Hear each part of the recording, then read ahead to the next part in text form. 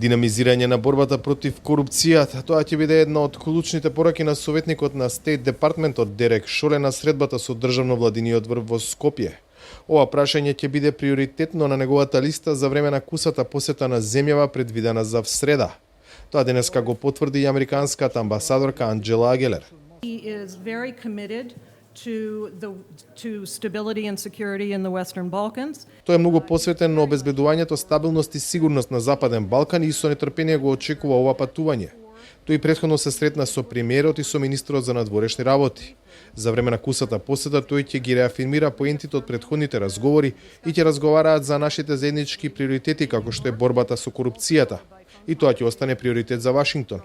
Тој ќе отвори неколку прашања за време на неговата посета оваа седмица. Кои се тие неколку прашања во оваа сфера кои ќе ги покрене советникот на Стейт Департментот, Агелер не прецизираше, но беше јасна во делот дека Вашингтон останува доследен на поддршката на Северна Македонија, вклучувајќи го и пристапувањето на земјата кон Европската унија, процес кој зависи од промена на уставот заради вметнување на бугарите. Ова е важно прашање, пред се за лидерите на земјава. САД, како што добро знаете и како што беше неколку пати кажано, го поддржуваат придружувањето во евроатлантските интеграции, нешто што е цел на земјата. Многу сме задоволни од зачленувањето во НАТО.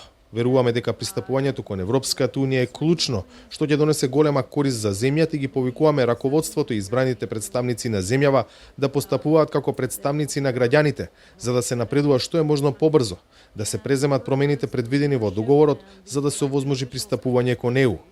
Разбирам дека се ова тешки прашања и тешки одлуки за граѓаните кои веќе носеа тешки избори, но верувам дека ова е важен дел од тоа придвижување напред.